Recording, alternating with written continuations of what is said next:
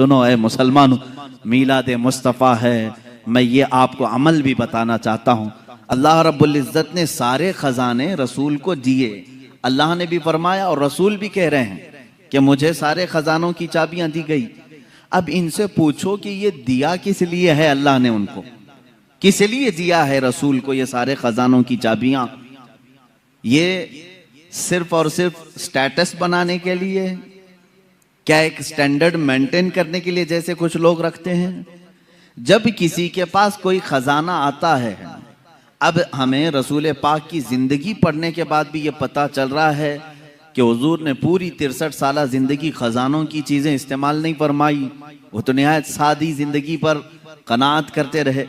अब यहाँ से बात यही निकलती है, अल्लाह ने अगर अपने रसूल को सारे खजानों की चाबियां दी हैं तो सिर्फ रसूल को रखने के लिए नहीं बल्कि बांटने के लिए ही दी हैं, उम्मत के लिए दिया है।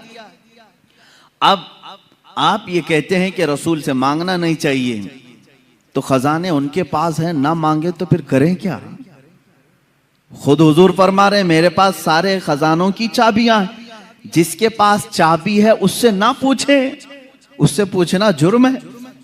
मिसाल के तौर पर मस्जिद किसकी है? अल्लाह की है। इसमें कोई शक है आपको? मस्जिद किसकी है? अल्लाह की है। सारे लोग जानते हैं अल्लाह की है, ये अल्लाह का घर है। लेकिन चाबी मुअज्जिन साहब के पास है। हमने मस्जिद के इंतजामिया को भी देखा, सदर है, मुतवल्ली है, कोई भी है, उन्होंने मस्जिद की देखभाल के लिए किसी को मुकर्रर किया। कभी मुअज्जिन साहब के पास, कभी इमाम साहब के पास मस्जिद की चाबी है। तो आप सीधे अल्लाह के घर में आने के लिए क्यों नहीं कहते दरवाजे पे खड़े होकर कि अल्लाह दरवाजे खोल दे? आप मुअज्जिन साहब से कहते हैं चाबी लाइए, खोलिए। और यहां पर आपको कोई शिर्क का फतवा भी नहीं देता। चाबी उनके पास है, मुअज्जिन साहब के पास। तो अगर हमने सवाल किया आपके पास दरवाजों की चाबियां हैं, जरा खोले, मैं अपने रब से मुलाकात करूं, अपने रब की बारगाह में मैं इबादत करूं, जाहिर सी बात है उनके पास चाबी की जिम्मेदारी है, तो उनसे सवाल करने में कोई हरज नहीं। अब जब रसूल ने तुम्हें बताया जमीन के सारे खजानों की चाबियां मेरे पास हैं, तो रसूल से सवाल करने में क्या हरज है? हुजूर से मांगने में कौन सी दिक्कत है? हम अल्लाह समझ करके या खुदा समझ करके कभी मुअज्जिन को ये नहीं कहते कि तू जब चाहेगा दरवाजे खुलेंगे। नहीं, हमें मालूम है आपको ड्यूटी पर रखा गया है। हम इसी तरह अकीदा ये भी रखते हैं, रसूल पाक सल्लल्लाहु तआला अलैहि वसल्लम जिन खजानों पर अल्लाह ने उनको कुदरत दी है, वो हुजूर के खुद के नहीं, अल्लाह के अता किए हुए हैं। रसूल पाक को अल्लाह ताला ने मालिक बनाया है। इसीलिए मुहद्दिसीन ने फरमाया हुजूर पाक सल्लल्लाहु तआला अलैहि वसल्लम का एक लक़ब है, वो नाइब खुदा मुतलक हैं, यानी अल्लाह का जो नायब है, अल्लाह का जो नायब है। तो रब तबारक व तआला का जो नायब है, तो वो उसकी जमीन पर इख्तियारात अगर नहीं रखता तो फिर नायब कैसा है? अगर उसको कुछ भी इख्तियारात न दिए जाएं तो उसको नायब कहेंगे? मिसाल के तौर पर इमाम है और नायब इमाम है। इमाम साहब अगर या कमेटी वालों ने नायब इमाम को कहा कभी तुम्हें नमाज पढ़ाना नहीं है, कुछ भी नहीं करना है, मस्जिद में आना है, तो नहीं पूछेगा फिर नायब इमाम क्यों कह रहे हो मुझे, नायब इमाम क्यों कह रहे हो? आपको मैं दुनियावी मिसालों से सिर्फ जहन की कुर्बत के लिए समझा रहा हूं। सीएम है और डिप्टी सीएम है, और डिप्टी सीएम को अगर कह दिया जो कुछ भी नहीं, खाली तुझे बैठना है और उठ के चले जाना है, पार्टी छोड़ के चला जाएगा। कुछ भी करना नहीं है, कोई इख्तियार मेरा नहीं है, तो डिप्टी सीएम बनाए क्यों है? यह दुनियावी दस्तूर है। जिसको ओहदा दिया जाता है उसे इख्तियार भी दिया जाता है, जिसे ओहदा दिया जाता है उसे इख्तियार भी दिया जाता है। जब रब तबारक व तआला ने नबी को सैयदुल अंबिया का ओहदा दिया तो इख्तियारात कितने अता फरमाया होगा, इख्तियारात कितने दिए हैं? अजीज़ान गिरामी, हम सुन्नियों का अकीदा यही है, जहां बानी अता कर दें भरी जन्नत हिबा करते हैं। हिबा का मतलब होता है अता कर देना, और ये अहादीस की रोशनी में साबित है। एक सहाबी हजरत रबिया रदी अल्लाह तआला अन्हु हुजूर सल्लल्लाहु तआला अलैहि वसल्लम की खिदमत में हाजिर रहते थे। तहज्जुद के वक्त मेरे आका सल्लल्लाहु तआला अलैहि वसल्लम को वो वजू करवा रहे थे।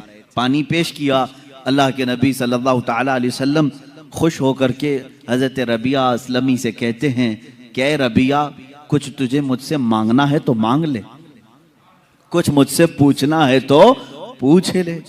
अब रसूल खुद उम्मत को कह रहे हैं मुझसे मांग लो। क्या रसूल शिर्क की तालीम दे सकते हैं? हज़रत रबिया रज़ियल्लाहु ताला, हदीस के अल्फाज हैं, सलमा शिअत या रबिया, जो तू चाहे वो पूछ ले। हुजूर अकरम सल्लल्लाहु ताला अलैहि वसल्लम ने ये कैद भी नहीं लगाया, इतनी लिमिट का सवाल करना, इतनी लिमिट का सवाल करना, दुनिया का पूछना, आखिरत का मत पूछना, कब्र का मत पूछना, कुछ नहीं। सलमा शिअत, जो तू चाहे वो मुझसे पूछ ले। अब उस सहाबी रसूल ने भी पूछा क्या? कहते हैं मुराफक़तक फिल जन्नति या रसूल अल्लाह, ऐ अल्लाह के नबी, जन्नत में आपका पड़ोसी बना ले, आपका हमनशीन मुझे बना ले। अब गैर ज़ालिक, रसूल पाक सल्लल्लाहु अलैहि वसल्लम फिर पूछते हैं इसके अलावा और कुछ चाहिए? इसके अलावा और कुछ चाहिए? उन्होंने कहा मुराफक़तक फिल जन्नति या रसूल अल्लाह, ऐ अल्लाह के रसूल, जन्नत में आपकी रफाकत चाहिए, आपकी हमनशीनी, आपका पड़ोस बन जाऊं बस। अब गैर ज़ालिक, हदीस में पढ़ रहा हूं, हुजूर पाक सल्लल्लाहु अलैहि वसल्लम ने फिर पूछा इसके अलावा और कुछ चाहिए? तीसरी मर्तबा उन्होंने कहा मुराफक़तक फिल जन्नति या रसूल अल्लाह, ऐ अल्लाह के रसूल, जन्नत में आपकी हमनशीनी चाहिए।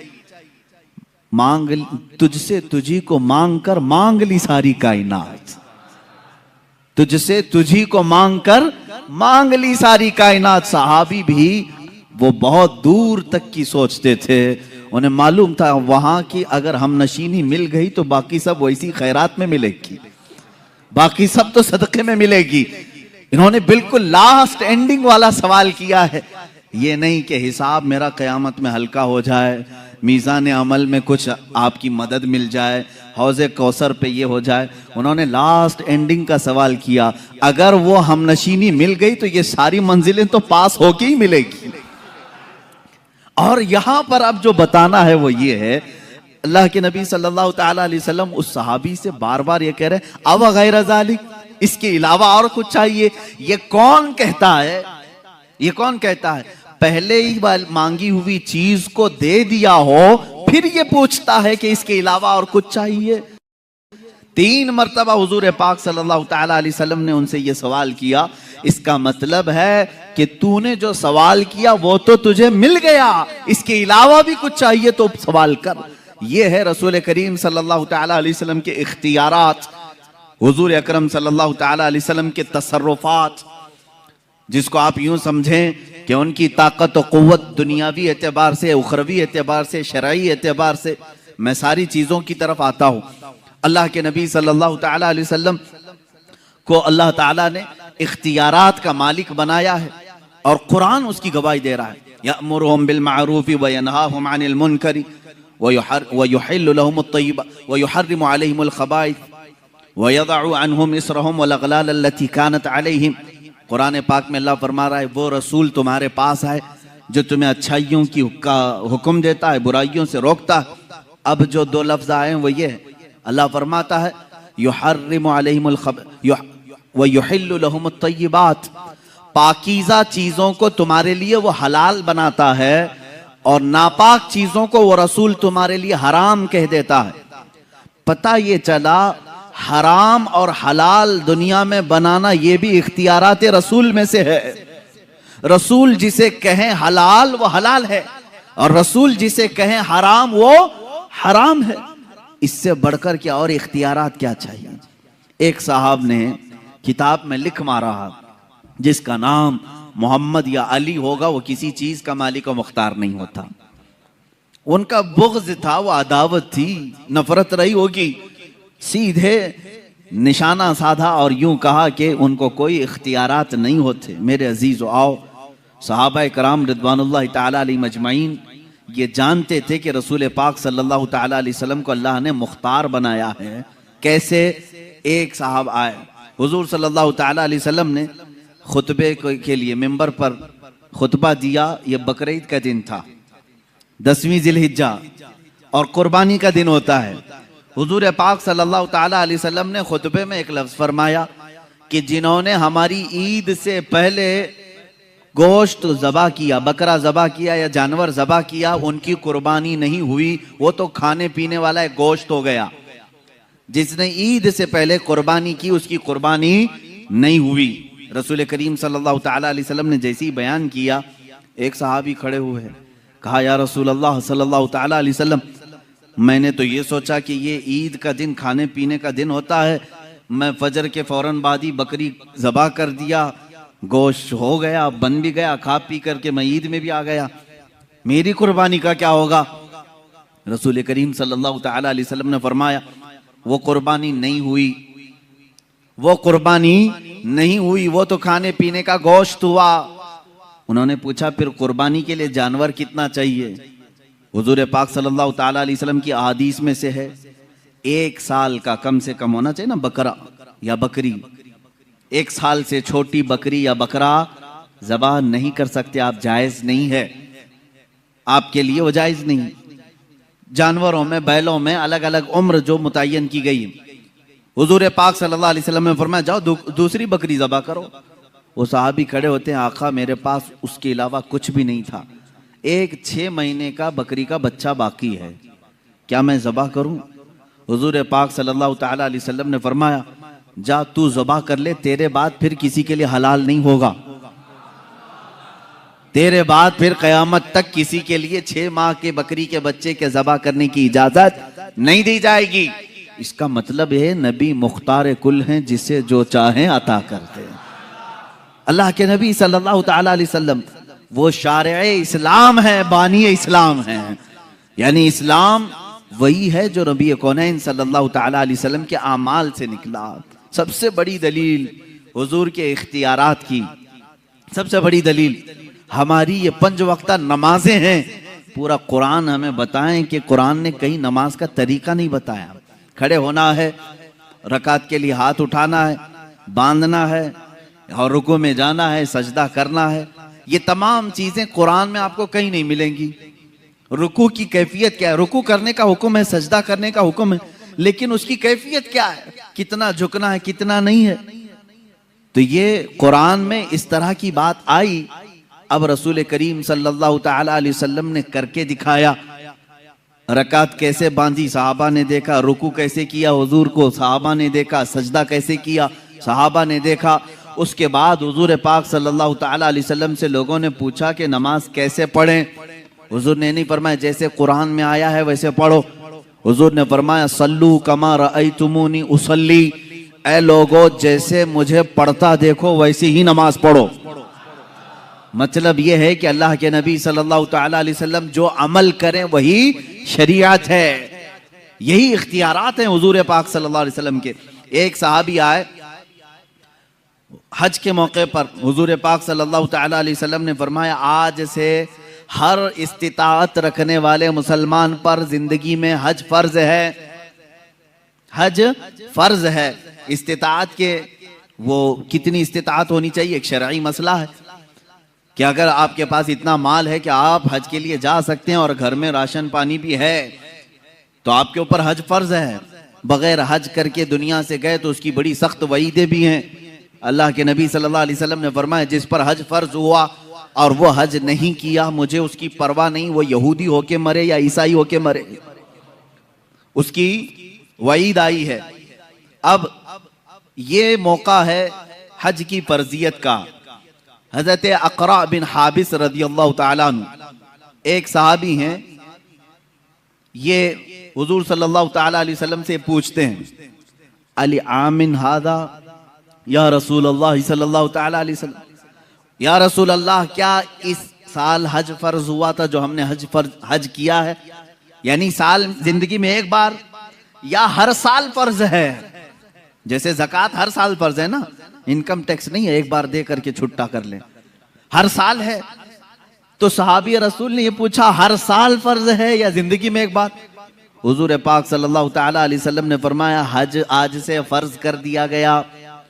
फिर उन्होंने पूछा या रसूल अल्लाह सल्लल्लाहु अलैहि वसल्लम एक ही बार है या हर साल?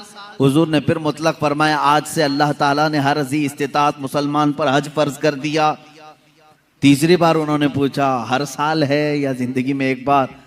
अल्लाह के नबी सल्लल्लाहु ताला अलैहि वसल्लम ने क्या फरमाया, सुनो, अगर मैं कह दूं हर साल तो हर साल हो जाएगा, अगर मैं कह दूं हर साल तो हर साल फर्ज हो जाएगा, मैं जितना बोलूं उसे ले लो।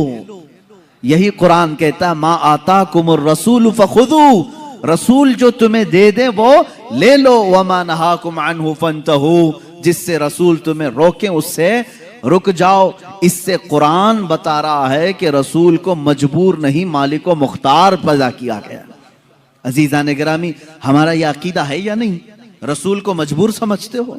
मेरे आका सल्लल्लाहु ताला अलैहि वसल्लम मालिक को मुख्तार हैं। अब देखें, इख्तियारात जो शरीयत के अंदर है, दुनिया का कोई मुफ्ती, उसके बाद किसी को भी ये इख्तियार नहीं दिया गया जो रसूल पाक को अल्लाह ने इख्तियार दिया था। हुजूर पाक सल्लल्लाहु ताला अलैहि वसल्लम के पास एक साहब आए, सोने की अंगूठी थी उनके पास। हुजूर पाक सल्लल्लाहु अलैहि वसल्लम ने फरमाया, सिर्फ इसके लिए हलाल है, बाकी किसी के लिए हलाल नहीं। एक के लिए रेशम का कपड़ा, मर्दों के लिए रेशम का कपड़ा हराम है। एक सहाबी के लिए हुजूर सल्लल्लाहु अलैहि वसल्लम ने फरमाया, सिर्फ तेरे लिए हलाल है, तेरे बाद फिर किसी के लिए हलाल नहीं।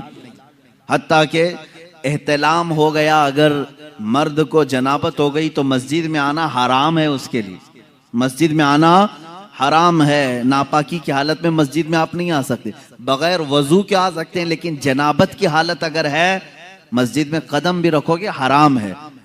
हुजूर पाक सल्लल्लाहु ताला अलैहि वसल्लम मस्जिद नबवी में थे, आपके घर से मुत्तसिल लगा हुआ सैयदा फातिमा तो ज़हरा रज़ियल्लाहु ताला अन्हा का घर था।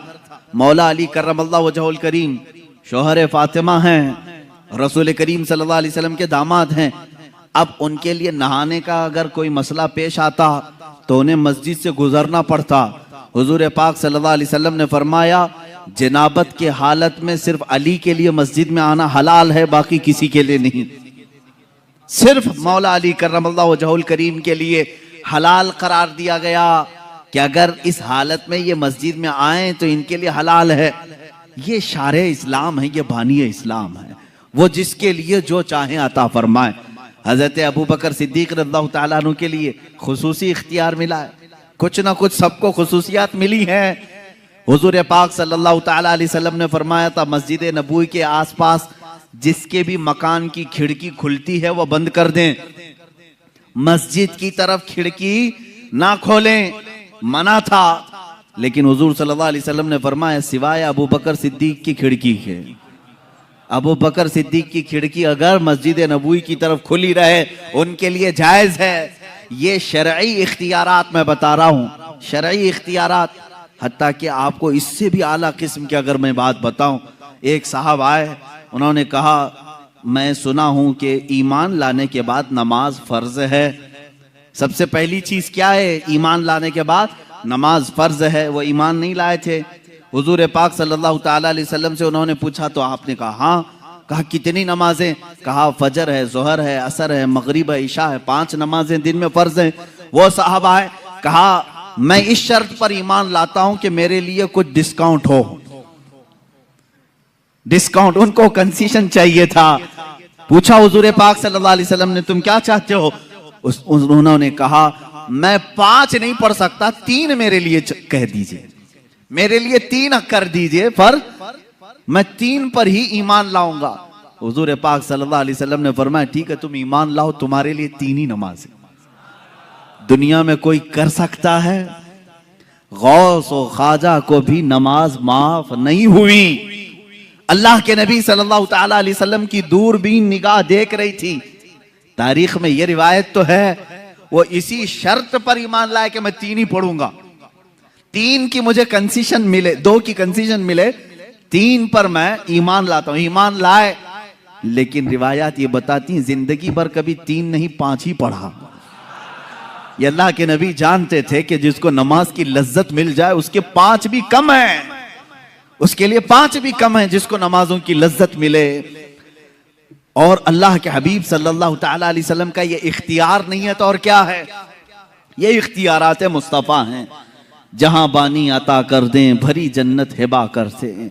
नबी मुख्तार कुल हैं, जिसे जो चाहें अता कर दें। अजीज़ान गिरामी, अल्लाह ताला ने अपने नबी सल्लल्लाहु ताला अलैहि वसल्लम को ऐसा मुख्तार बनाया है कि वो दीनी मामलात में जिसको चाहे जो चीज हलाल फरमा दे वो हलाल है, जिसके लिए जो चीज हराम फरमा दे वो हराम है।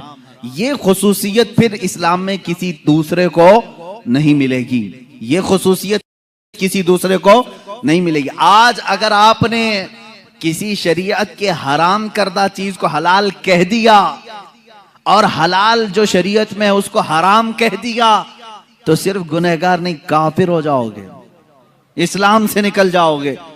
शरीयत के हलाल को हराम, अगर मिसाल के तौर पर किसी ने कह दिया शराब हलाल है, मुआज़ल्लाह रब्बिल आलमीन, सिर्फ वो गुनहगार नहीं, पीने वाले की बात अलग है, पी रहा है हराम समझ के पी रहा है, गुनाह कर रहा है, गुनाह कर रहा है। लेकिन अगर किसी ने कहा ये हलाल है, मुआज़ल्लाह रब्बिल आलमीन, वो काफिर हो गया। नमाज को अगर किसी ने कह दिया ये हराम है, नऊज़ु बिल्लाहि मिन ज़ालिक, वो इस्लाम से खारिज हो गया। तो ये तो सिर्फ शरीयत मुस्तफ़ा सल्लल्लाहु अलैहि वसल्लम में मेरे आका सल्लल्लाहु तआला अलैहि वसल्लम की खुसूसियत है, उनका इख्तियार है कि वो जिस चीज को चाहे हलाल फरमाए, जिस चीज को चाहे हराम फरमाए। नबी मुख्तार कुल हैं, जिसे जो चाहे अता कर दें। अता करने के बारे में अगर देखा जाए तो दुनिया में भी बेहिसाब अता किया, आखिरत में भी बेहिसाब अता किया। सहाबा का तो ये अकीदा था मेरे अजीजों, दुनिया में कोई अपनी ताकत से कुछ ना कुछ चीजें अता कर सकता है, लेकिन सहाबा ने हुजूर से मांगा तो कौन सी चीजें मांगी? सीधे जन्नत मांगा है, सीधे जन्नत मांगा है। अब मुझे ये बताओ, जो दुनिया में जन्नत तकसीम कर सकता है, क्या वो अपनी कब्र अनवर से हमको रिस्क तकसीम नहीं कर सकता? मांगेंगे मांगे जाएंगे, मुंह मांगी पाएंगे। सरकार में न ला है न हाजत अगर की है, कौन देता है देने को मुंह चाहिए, देने वाला है सच्चा हमारा नबी। यह हमारे इमाम ने हमें सिखाया है। जो रसूल दुनिया में ये कह दे अबू बकर फिल जन्ना, उमर फिल जन्ना, उस्मान फिल जन्ना, अली फिल जन्ना, तलहा फिल जन्ना, जुबैर फिल जन्ना, साद फिल जन्ना, अबू उबैदा फिल जन्ना, सईद फिल जन्ना, जैद फिल जन्ना, रिदवानुल्लाहि ताला अलैहि मजमाई, ये 10 लोगों के नाम गिनाए मेरे आका सल्लल्लाहु ताला अलैहि वसल्लम और कहा ये जन्नत में है, ये जन्नत में है, ये जन्नत में है। मुझे बताओ, जन्नत किसी घर का नाम है जो दुनिया में जिसके टिकट कोई भी बांटे? आप में से है किसी को इख्तियार? ये सिर्फ वही तकसीम कर सकता है जिसे अल्लाह ने इख्तियार दिया है। तुम जिसे चाहो जन्नत दे दो और जिससे रसूल मुंह फेर ले उसके लिए दोज़ख है। हम जन्नत किसको मानते हैं? जो रसूल के दर से ही मिले। अब मुझे ये बताएं, अल्लाह के नबी सल्लल्लाहु ताला अलैहि वसल्लम का ये इख्तियार नहीं है तो और क्या है? हुजूर पाक सल्लल्लाहु ताला अलैहि वसल्लम ने जिनको दुनिया में कह दिया वो जन्नती, अब यकीन के साथ वो जन्नती हैं, इसमें कोई शक नहीं। हजरत अबू बकर सिद्दीक रज़ियल्लाहु ताला अन्हु के जन्नती होने में शक नहीं कर सकते, वरना रसूल के फरमान पे आपका शक आ जाएगा। अल्लाह के नबी सल्लल्लाहु अलैहि वसल्लम ने आखिरत की यहां पर तकसीम कर दी। अब यहां छोटी छोटी सी बातों पर उलझे हुए हैं। इतनी बड़ी चीज दी है रसूल पाक ने, इतनी बड़ी चीज। अब इसमें क्या क्या गारंटी मिलती है मालूम है? क्या क्या गारंटी? अगर हुजूर पाक सल्लल्लाहु ताला अलैहि वसल्लम ने यह फरमा दिया कि अबू बकर फिल जन्ना, मतलब क्या है? अबू बकर जन्नत में है, ये फरमा दिया। अब इस एक लफ्ज से हुजूर ने क्या क्या दिया मालूम है? सबसे पहली चीज इस बात की गारंटी दे दी कि इनका खात्मा ईमान पर होगा, बगैर इसके तो जन्नत नहीं है, ये गारंटी मिली। और दूसरी चीज हुजूर पाक सल्लल्लाहु ताला अलैहि वसल्लम ने फरमा दिया अबू बकर फिल जन्ना, जन्नत में है। इसका मतलब है दूसरी गारंटी मिली, कब्र में जन्नत की खिड़कियां खुल जाएंगी। तीसरी गारंटी ये मिली, कयामत के दिन हिसाब किताब आसान हो जाएगा। चौथी गारंटी ये मिली कि तुम पुल सिरात से आसानी से गुजरोगे, इसलिए कि हुजूर ने जन्नत की जो खबर दी उससे पहले ये सारी चीजें निकल गई। मेरे अजीजों, अल्लाह के नबी सल्लल्लाहु ताला अलैहि वसल्लम इतनी बड़ी चीजें जब किसी को नवाज रहे हैं, अब अगर हम अपने घरों की फरियादें मेरे आका को सुनाएं तो किसी और को क्या तकलीफ है, किसी और को क्यों दिक्कत है? अल्लाह ने उन्हें अता किया है और उम्मत को नवाजने के लिए ही अता किया है। रसूल को भेजा ही इसलिए है कि भोली भाली उम्मत की वो दस्तगीरी फरमाए, और उन्होंने अपनी जिंदगी में भी किया और बाद वफात भी कर रहे हैं, बाद वफात भी कर रहे हैं मेरे अजीजों इख्तियारात की बात। अब मैं आपको बताऊं, अल्लाह के नबी सल्लल्लाहु ताला अलैहि वसल्लम दुनिया में इख्तियारात कितने रखते थे ये तो हम हिसाब नहीं कर सकते। नमाजों के मामले में हुजूर ने जो फरमा दिया वो शरीयत है, रोज़ों के मामले में जो हुजूर ने फरमा दिया वो शरीयत है। अब एक सहाबी आए, देखिए यहाँ मेरे आका का इनाम और इकराम और आपकी अताएं, कानून सबके लिए बराबर है। आज जो जज है वो भी किसी को कानून से अलग नहीं कर सकता, उसके पास भी इख्तियार नहीं। लेकिन मेरे आका सल्लल्लाहु ताला अलैहि वसल्लम कानून साज हैं, कानून बनाने वाले।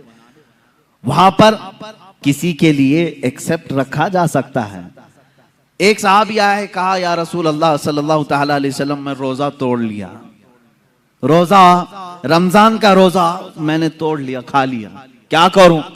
कहा कफ्फारा है, जानबूझ करके जो रोजा तोड़ेगा कफ्फारा है। क्या है कफ्फारा?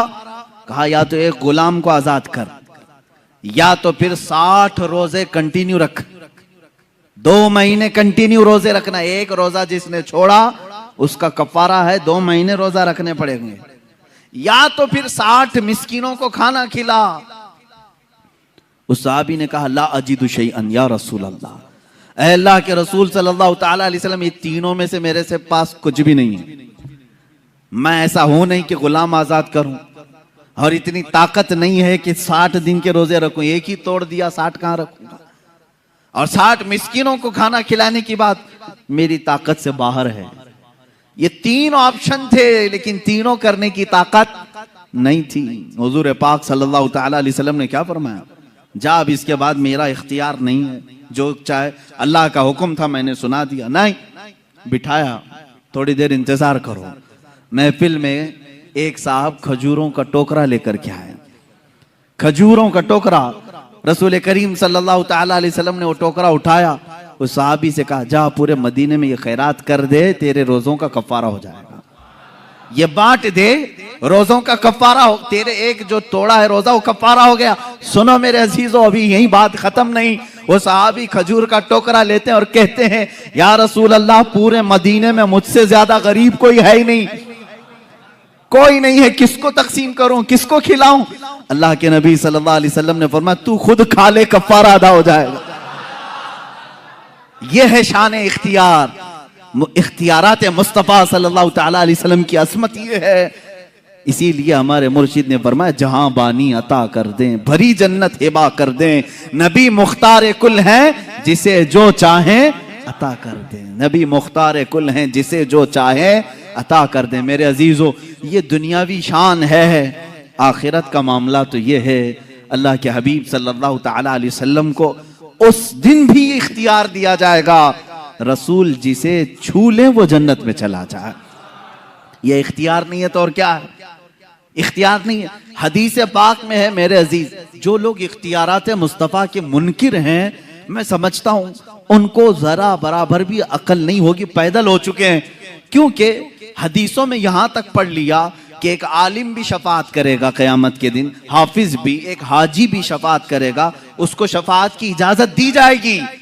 तो रसूल पाक की शफात कैसे इनकार कर सकते हो? उनका इख्तियार कितना होगा? आओ मैं बताता हूं इख्तियार कितना होगा।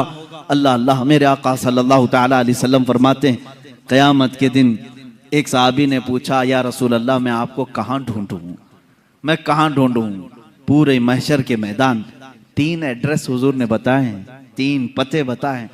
अल्लाह के नबी सल्लल्लाहु अलैहि वसल्लम ने फरमाया या तो तुम मुझे हौज़े कौसर पे देखोगे, मैं प्यासे उम्मतियों को पानी पिला रहा हूँगा, या तो तुम मुझे मीज़ान अमल के पास देखोगे जहां तराजू पर आमाल तोले जा रहे होंगे, या तो फिर मुझे तुम पुल सिरात पर देखोगे जहां कोई गिर रहा होगा मैं संभाल रहा हूँगा। ये 3 जगह तुम मुझे ढूंढ लेना, मैं मिल जाऊंगा। अल्लाह ताला हमें भी रसूल पाक की रफाकत नसीब करे। अज़ीज़ान गिरामी, अब सुनिए बात, हुजूर पाक सल्लल्लाहु ताला अलैहि वसल्लम के इख्तियारात क़यामत के दिन के भी क्या हैं? फरमाते हैं कभी वो इधर उम्मतियों को ढूंढ रहे हैं, कभी उधर ढूंढ रहे हैं, कुछ को बचा रहे हैं, कुछ को फरिश्तों के हाथों से छुड़ा रहे हैं। यहाँ तक कि मीज़ान अमल पर गए, देखा एक उम्मती के अमाल तोले जा रहे थे, फरिश्ते वो ड्यूटी पर मुकर्रर हैं। कुरान ने उनके बारे में कहा है ला यासून अल्लाह मा अमरहुम व यफअलून मा युमरून, वो अल्लाह के किसी हुक्म की नाफरमानी नहीं करते, जिस बात का उन्हें हुक्म दिया जाता है वही पूरा करते हैं। फरिश्ते अपनी ड्यूटी पर पाबंद हैं, वो किसी की रू रियायत नहीं करेंगे, न किसी की मोहब्बत में आकर न किसी की दुश्मनी में आकर। अल्लाह ने ये दोनों सिफतें उनको रखी नहीं, वो ड्यूटी कर रहे हैं। मीज़ान अमल तोले जा रहे हैं, एक उम्मती के अमाल रखे गए, गुनाहों का पल्ला भारी है, उठ गया ऊपर। जो भारी होगा क़यामत के दिन वो ऊपर जाएगा। दुनिया में जो भारी होता है वो नीचे आता है, क़यामत के दिन जो पल्ला भारी होगा ऊपर चला जाएगा। नेकियों का पल्ला उसका नीचे रह गया, वो रोने लगा ज़ारो कतार, हाय मेरी जिंदगी, मुझे दोज़ख में ले जाया जाएगा, पल्ला गुनाहों का भारी हो गया है। फरमाते हैं ऐन उसी वक्त रसूल पाक सल्लल्लाहु अलैहि वसल्लम पहुंच गए। वहां पहुंचते हैं, रसूल करीम सल्लल्लाहु ताला अलैहि वसल्लम ने उन मलाइका से कहा जरा फिर से तोलो, जरा फिर से तोलो। वो फरिश्ते किसी और के लिए रिप्ले नहीं करेंगे, लेकिन यहां पर दाउरे क़यामत रसूल करीम सल्लल्लाहु ताला अलैहि वसल्लम जो अल्लाह रब्बुल इज्जत के नायब है, उनका हुक्म है, फरिश्ते फिर से मीज़ान उठाएंगे, फिर अमाल रखेंगे। अब जब उठाने लगेंगे, हुजूर फरमाते हैं अपने दामन से वो एक चिट्ठी उठाकर उसके नेकियों के पल्ले पे रखेंगे, और फिर जब वो फरिश्ते उठाएंगे तो नेकियों का पल्ला अचानक भारी हो जाएगा, गुनाहों का पल्ला नीचे रह जाएगा। अब वो उम्मती बेइख्तियार रो पड़ता है, कदमों में गिरता है, कहता है या रसूल अल्लाह सल्लल्लाहु ताला अलैहि वसल्लम, मेरा कौन सा ऐसा अमल था जो मुझे आज जन्नत की तरफ ले जा रहा है। सुनो ए मुसलमानों, मीलाद मुस्तफ़ा है, मैं ये आपको अमल भी बताना चाहता हूँ। अल्लाह अक्सर महफिलों की वो रौनक है, सरे महफिल ही अक्सर मेरे सरकार आते हैं। सहाबा इकराम रिज़वानुल्लाहि ताला अलैहिम अजमाइन ने अल्लाह के नबी सल्लल्लाहु ताला अलैहि वसल्लम को बनफ्से नफीस अपनी जमातों में महसूस किया है, उनके बाद ताबईन ने महसूस किया है, और जिन लोगों ने हुजूर पाक सल्लल्लाहु ताला अलैहि वसल्लम को देखा है, तो अगर वो हाजिर और नाजिर ना हो, हाजिर नहीं हो सकते तो कोई दूसरा देख कैसे सकता है, हाजिर ना हो तो कोई कैसा देख सकता है। अजीजा ने गिरामी, जो अकीदा ये फैलाया गया था, अब इसका पोस्टमार्टम भी देख लें आप, किसने ये शुरू किया था कि रसूल मरकर मिट्टी में मिल गए, मुआज़ल्लाहि रब्बिल आलमीन, वो न तुम्हें देख सकते हैं, न तुम उन्हें मांग सकते हो, पूछ सकते हो। कल जो बात मैंने बताई थी, मुस्तशरिकीन जो यहूद व नसारा इस्लाम को पढ़ते हैं और इस्लाम में शक व शबह डालने की कोशिश करते हैं, उन्होंने ये शोशा छोड़ा था ताकि उम्मत रसूल से दूर हो जाए, इसलिए कि तुम्हारे अंदर जो सबसे बड़ा पावरफुल और सबसे बड़ा मजबूत अकीदा जो है वो अपने रसूल को लेकर के है। इसलिए कि यहूदी इस बात का एतराफ करते हैं, इन्हें मार दो, इन्हें कत्ल कर दो, इनके घर लूट दो, इनको जिला वतन करो, ये सब बर्दाश्त करते हैं, लेकिन ये अपने नबी की अजमत पर आई हुई बात को बर्दाश्त नहीं करते।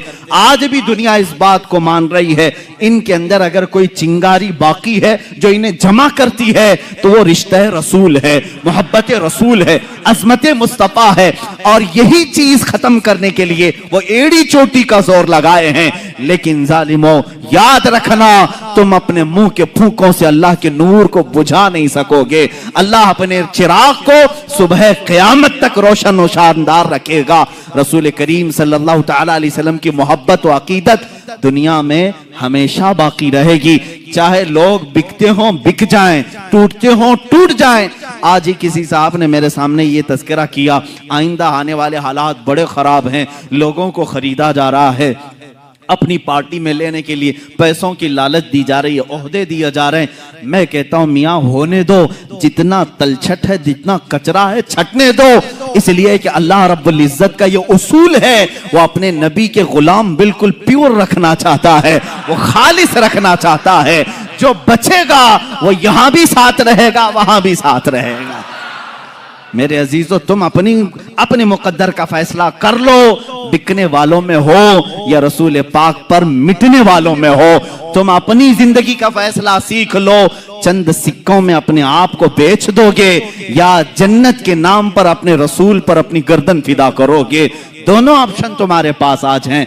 आज दुनिया इस तरह के अकीदे लाकर हमारे दरमियान जो डाल रही है, वाहिद मकसद है कि रसूल की अजमत इनके सीनों से निकल जाए, ये रसूल को हल्का समझ ले। जैसे लोगों ने कहा, ये बातें किसने कहा था? कुरान कहता है नबियों के बारे में पहले की उम्मतें क्या कहती थी? वक़ालू मा लिहाज़ा रसूल याकुलु त्तआम व यमशी फिल अस्वाक़, ये रसूल कैसे ये खाना खाते हैं हमारी तरह, बाजारों में फिरते हैं हमारी तरह, आम बशर हैं।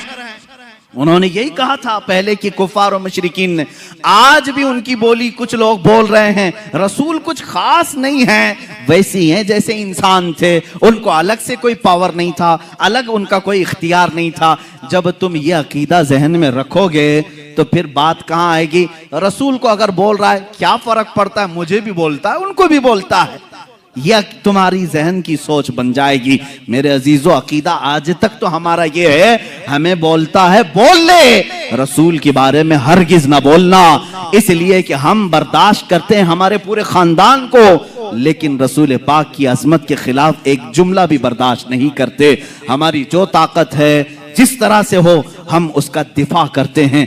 अभी अभी सुनने में ये आ रहा है, फ्रांस की हुकूमत ने फिर रसूल पाक सल्लल्लाहु ताला अलैहि वसल्लम के गुस्ताखी के कार्टून बनाने और तौहीन आमेज लहजे में हुजूर पाक सल्लल्लाहु अलैहि वसल्लम पर डिस्कस करने के ये मनाजिर आम किए। किसी बिल्डिंग पर उन्होंने एक खाका लगाया, स्कूल में एक टीचर वहां पर हुजूर के स्केच बनाता था, कार्टून बनाता था, और वो तो जहन्नम वासिल हो गया। एक बच्चा ही उसको कत्ल कर दिया, मार दिया, खत्म हो गया। और गुस्ताखे रसूल की यही सजा है, दुनिया में भी और आखिरत में भी। दुनिया में तो तुमने पा लिया, ये तो सिर्फ अल्लाह ने इसलिए दुनिया में किसी को इस तरह की सजा दिलवा दी ताकि हम जैसे आशिकान रसूल का कलेजा ठंडा हो जाए। बाकी उसकी जो सजा है वो तो हम जी भर करके आखिरत में देखेंगे, जी भर कर देखेंगे गुस्ताखे रसूल की जो सजा है। अजीजा ने गिरामी वक़ार, मैं तुम्हारे ईमान और अकीदे के मुतालिक ये कहना चाहूंगा, आज फिर से उम्मत पर वही हाल आया है जो चंद सदियों पहले स्पेन पर दोहराया गया था। हुजूर पाक सल्लल्लाहु ताला अलैहि वसल्लम की अजमत से छेड़छाड़, इस्लाम और मुसलमानों के मुतालिक हर्जा सराई करना, कुरान को लेकर डिबेट करना, ये क्या आज आम नहीं हो रहा है? हमारा मजहब खिलवाड़ बनाया जा रहा है। मेरे अजीजों, आज मैं बड़े जो अपने कायदीन हैं, जो सरकर्दा लोग हैं, जो अपने दानिश्वर कहलाते, उनसे भी मैं मुअद्दबाना गुजारिश करूंगा, इन मामलात को हल्के में ना लो, इन मामलात को हल्के में ना लो। तुम्हारी दास्तान तक न रहेगी दास्तानों में, न संभलोगे तो मिट जाओगे हिंदी मुसलमानों, तुम्हारी दास्तान तक न रहेगी दास्तानों में। तुम्हें इकबाल ने बहुत पहले ही ये मैसेज दिया था, नहीं तेरा नशीमन कसर सुल्तानी के गुंबद पर, तू शाहीन है बसेरा कर पहाड़ों की चट्टानों में। तुम्हारी वो जगह नहीं है जो आज इन्होंने मुकर्रर कर रखी है। तुम अज़मत रसूल के कायल हो, मोहब्बत रसूल के कायल हो, अपने नबी के लिए तन मन धन सब की कुर्बानी को गवारा ही नहीं बल्कि पेश करते हो। यह हमेशा से याद रहे, चंद चीजों पर गीदड़ भभकी आती रहेगी और डर कर भागना नहीं। एक बात समझ लें, रसूल पाक सल्लल्लाहु ताला अलैहि वसल्लम के लिए हमारी ये गर्दन हाजिर है, हुजूर पाक के लिए